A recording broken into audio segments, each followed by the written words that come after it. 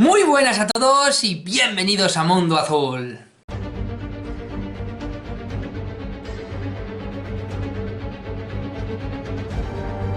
Bueno, pues ya estamos aquí un día más y hoy, amigos míos, continuamos con la segunda parte de la Torre de Babel, esta vez desde la perspectiva, desde el prisma del libro de Urantia. Antes de nada, debo pediros perdón porque estoy un poquito afónico, estoy un poquito constipado, pero lo vais a notar en la voz, con lo cual siempre avisaros antes de comenzar el vídeo. Y también recordaros, lo primero, hoy sí, ya están los libros, que adquiráis la historia de Luis Salazar, esa saga maravillosa de libros, la historia de Luis Salazar, el comienzo, y la historia de Luis Salazar, los 100, mis dos libros ya publicados, los cuales ya podéis conseguir en Amazon, en Kindle, en ebook. Podéis pedírmelo a mí también si queréis. Contactáis conmigo por mis redes sociales o por el grupo de Telegram de Mundo Azul, al cual también podéis entrar, ya que está libre, 140 y pico miembros, una maravilla, unas conversaciones fantásticas y una gran familia de Mundo Azul. Contactarme a través de ahí, me dais vuestra dirección y os lo mando, porque ya he llegado a un montón de lugares fuera de España, quiero decir. Dicho esto, amigos míos, también os agradecería que me comentarais al máximo acerca de lo que opináis, de lo que pensáis y sobre todo, como no, que vierais el vídeo hasta el final, ya que este trabajo yo creo que bien lo vale. Dicho esto, amigos míos, vamos a ver lo que nos cuenta el libro de Urantia acerca de la Torre de Babel. Tras la sumersión de Dalamatia, los noditas se trasladaron hacia el norte y el este, y al cabo fundaron como sede central racial cultural la ciudad nueva de Dilmun. Y cerca de 50.000 años después de la muerte de Nod, cuando la prole del séquito del príncipe había llegado a ser demasiado numerosa como para subsistir en las tierras circundantes inmediatas a su ciudad nueva de Dilmun, y después de que habían expandido sus dominios emparentándose con las tribus andonitas y sanki contiguas a las fronteras de su territorio, se les ocurrió a sus dirigentes que deberían tomar medidas para preservar su unidad racial. Por consiguiente, se convocó un consejo de las tribus y tras muchas deliberaciones se adoptó el plan de Bablot, un descendiente de Nod. Bablot propuso erguir un ostentoso templo a la glorificación racial en el centro del territorio que ocupaban en ese entonces. La torre de este templo no tendría igual en el mundo. Habría de ser un imponente monumento conmemorativo a su grandiosidad pasajera. Muchas personas deseaban que este monumento se levantara en Dilmun, pero otras, recordando las tradiciones de la inundación de su primera capital, Dalamatia, arguían que una estructura tan grande se debería emplazar a salvo de los peligros del mar. Bablot pretendió que los edificios nuevos se convirtieran en el núcleo del futuro centro de cultura y civilización nodita. Prevaleció al fin su designio y se comenzó a construir de acuerdo con su esquema. La ciudad nueva habría de llamarse Bablot, en honor al arquitecto y constructor de la torre. Este lugar, más adelante, llegó a conocerse por el nombre de Bablot y, a la larga, por el nombre de Babel. Pero entre los noditas seguía habiendo discrepancias de opinión con respecto a los planes y propósitos de esta empresa. Tampoco estaban sus dirigentes totalmente de acuerdo en cuanto a los planos de construcción ni al uso de los edificios una vez construidos. A los 4 años y medio de haberse iniciado la obra de construcción, estalló una gran disputa sobre el objetivo y el motivo por los que se edificaba la torre. Tan encontrada se puso la polémica que se paró toda construcción. Los portadores del alimento difundieron la noticia de la disensión y fue congregándose en el emplazamiento de las obras una multitud proveniente de las tribus. Se expusieron las tres opiniones divergentes sobre el propósito que el levantamiento de la torre debía tener. El primero era que el grupo más grande, casi 50%, deseaba que se construyera la torre como un monumento conmemorativo a la historia y superioridad racial nodita. Pensaban que debería ser una estructura grande e imponente, que incitara la admiración de todas las generaciones futuras. La segunda facción quería que se conociera la torre para conmemorar la cultura de Dilmun. Previeron que Bablot llegaría a ser un gran centro de comercio, arte y manufactura. El tercer grupo, más pequeño y minoritario, sostenía que la construcción de la torre ofreciera una oportunidad para expiar el desatino de sus progenitores que habían participado en la rebelión de Caligastia. Opinaban que la torre debería consagrarse a la adoración del Padre de todo, que todo el propósito de la ciudad nueva debería ser la de asumir la posición de Dalmatia, funcionar como el centro cultural y religioso para los bárbaros vecinos. Inmediatamente fue derrotado por votación el grupo religioso. La mayoría rechazó la doctrina de sus antepasados, los cuales hubieran sido culpables de la rebelión. Les ofendía semejante estigma racial.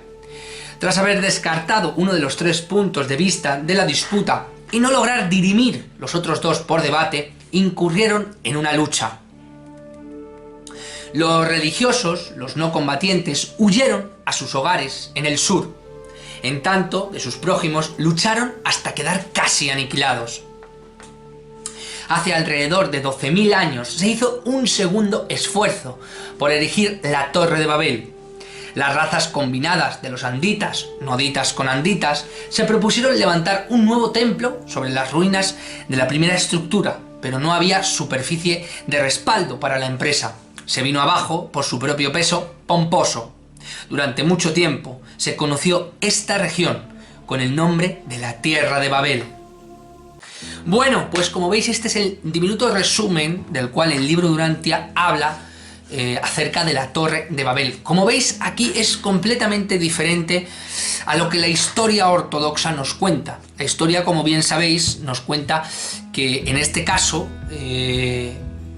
querían hacer una torre que desafiara un poco, que también fuera estandarte, que fuera una especie de ideal en contra de Yahvé, en contra de las opiniones de Yahvé, y que Yahvé, enfadado, cabreado, lo que hizo es implantar diferentes lenguas para que no pudieran entenderse entre sí, y evidentemente la obra fuera un total fracaso. En cambio, el libro de Urantia, por un lado, coge ciertos conceptos históricos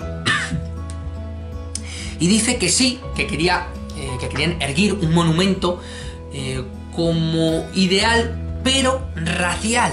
O sea, sí, veis que hay campanas, oyeron campanas, o los historiadores, Herodoto, etcétera, etcétera, oyeron campanas y no sabieron muy bien de dónde. Además de que esto es hace casi 140.000 años. Ahora vamos a ver y vamos a hacer unas cuentas así muy rápidas.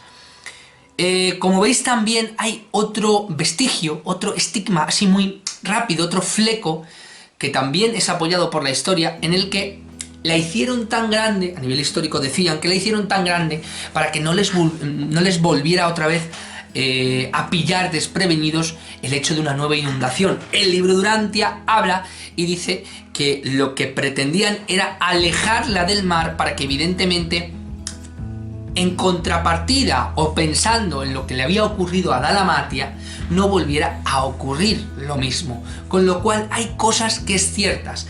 También dicen que hubo una guerra, que hubo disidencias, diferentes formas, y aquí te dicen que hubo 2 partes.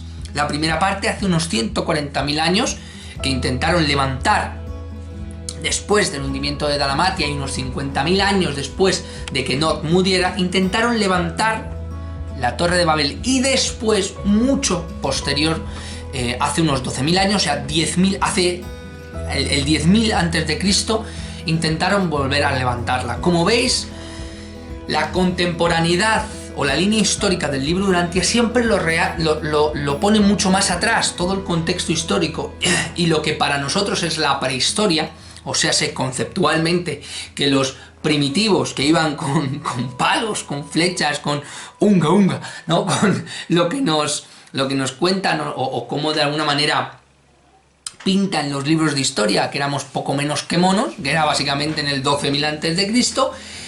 Aquí no, aquí te dicen que ya habían surgido varias civilizaciones y había varios pueblos civilizadores. De hecho, había razas importantísimas, entre ellos los noditas, que procedían directamente, ya no solo cultural, sino también era una raza fenotípicamente definible, que en este caso procedía directamente del séquito rebelde que se unió, que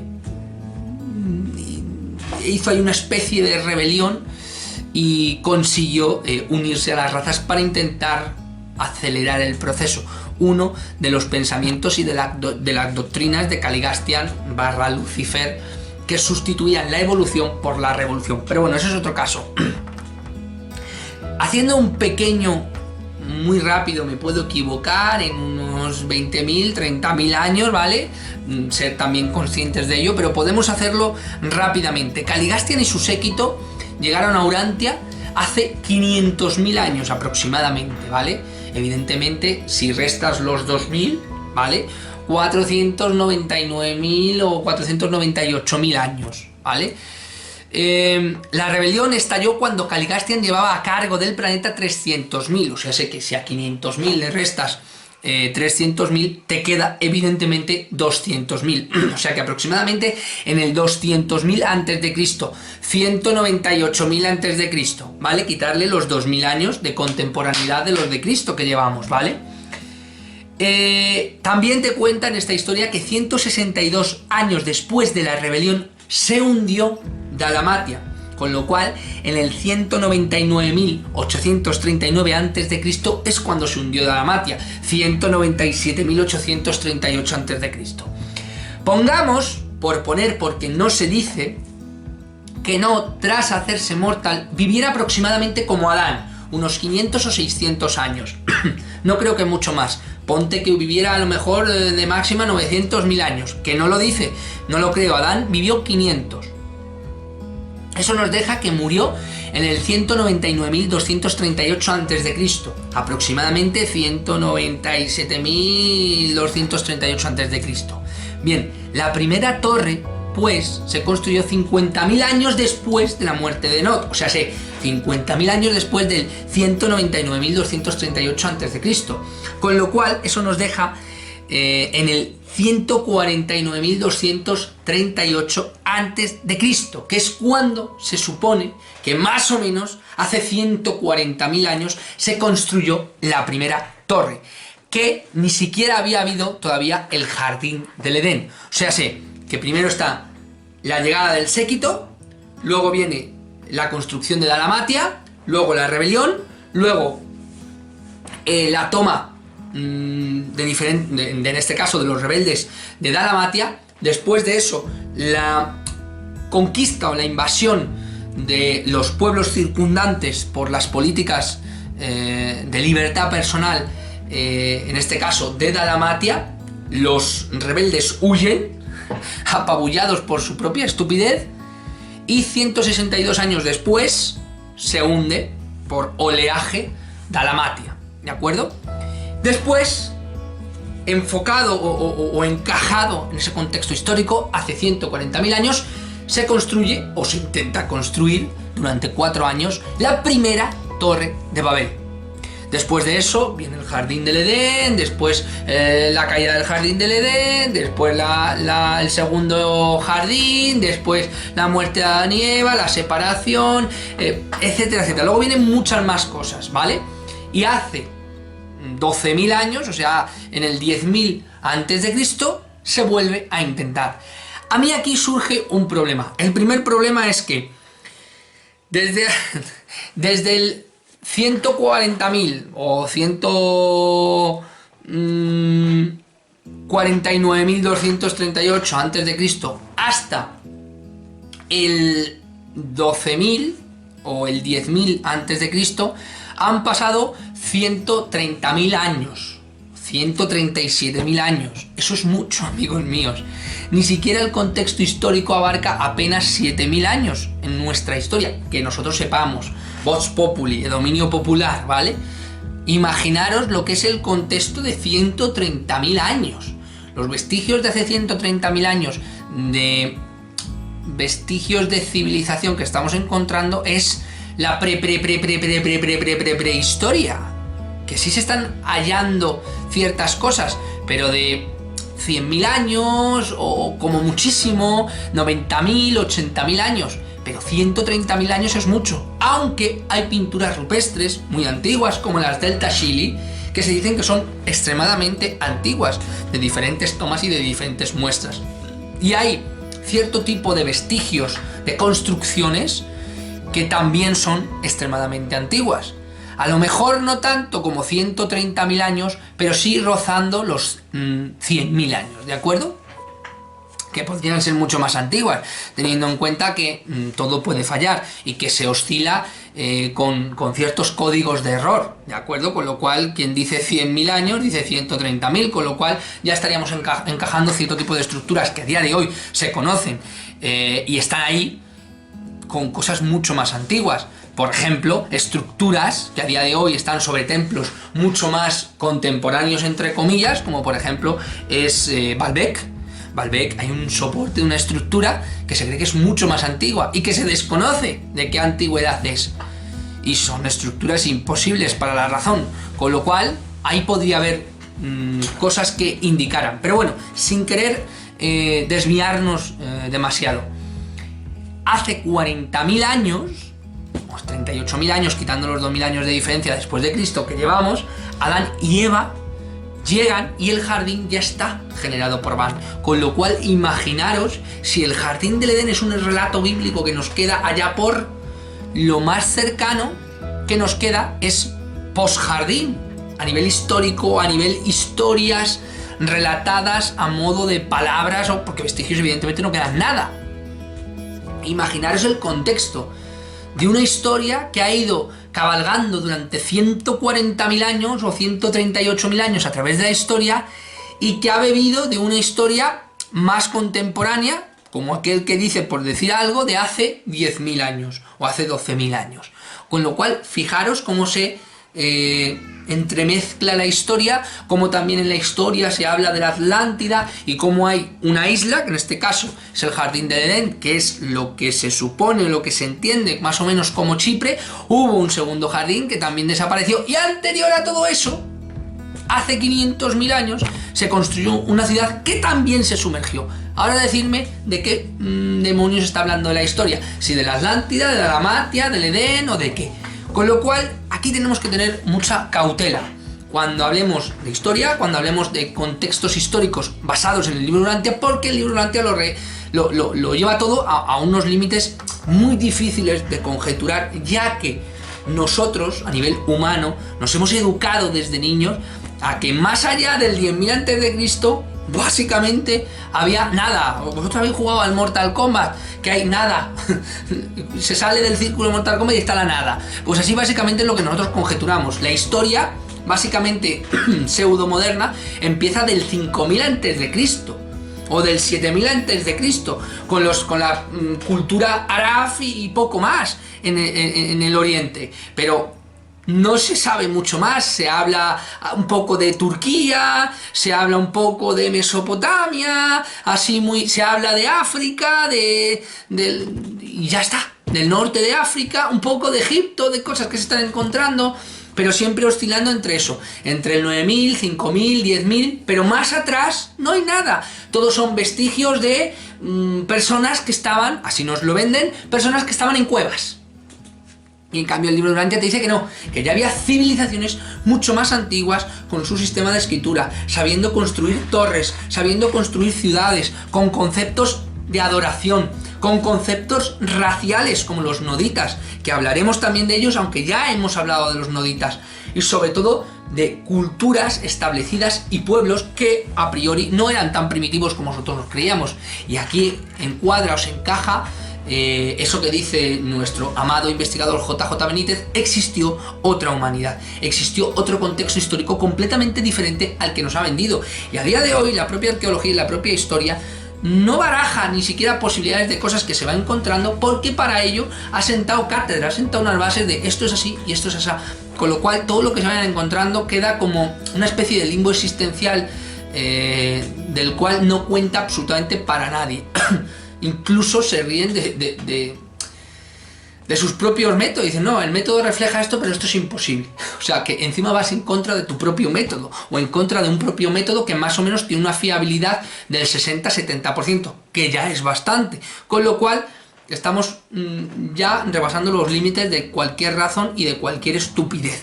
Cuando nuestro propio ego nos dice lo que está bien, lo que está mal, esto es así y esto es así. Pues nada, si tú organizas el devenir de los acontecimientos del universo, pues nada, píntalo como te salga de las narices y nosotros simplemente decimos sí, Juan, a todo lo que tú digas. Básicamente eso es lo que ocurre tanto a nivel estudiantil como a nivel de la historia. Pero como digo, el libro Durantia nos cuenta otra cosa completamente diferente.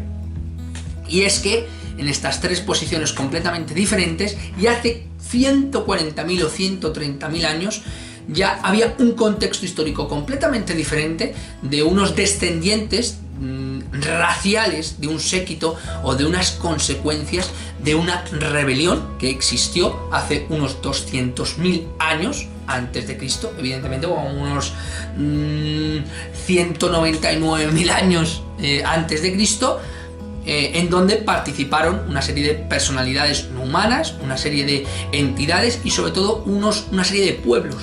Y una guerra, porque hubo guerra en muchos contextos. La gente dice, no, le impartieron doctrina, ahí hubo palos para todo el mundo.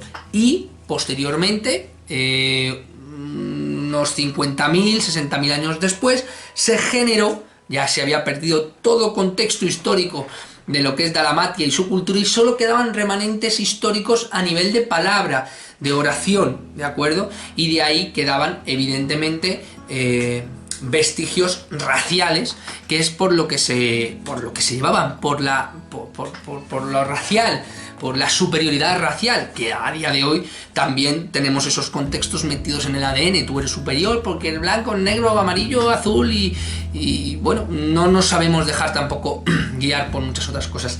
De aquí me surge el pensamiento de si los nazis buscaban esa raza primigenia, y si los nazis o cierto tipo de personas que buscaban la supremacía de la raza verdaderamente querían beber de estas historias, y como había una separación tan grande de tiempo, oían, como decimos, campanas y no sabían de dónde. Amigos míos, esto es lo que ocurrió y esto es lo que nos cuenta el libro Durantia acerca de la Torre de Babel. Una historia bastante más contundente, mucho más ampliada y sobre todo con unos motivos, por decirlo de alguna manera, mucho más asentados, mucho más coherentes, y sobre todo, a lo mejor no por tiempo, pero sí una coetaneidad o un acercamiento poco a poco de lo que terminó siendo nuestra historia y de dónde nos viene esto de la historia de la Torre de Babel. Muchísimas gracias a todos, gracias por estar ahí, y amigos míos, nos vemos en el próximo vídeo, porque los próximos vídeos, ya os lo vaticino, van a ser crema catalana. Un abrazo enorme.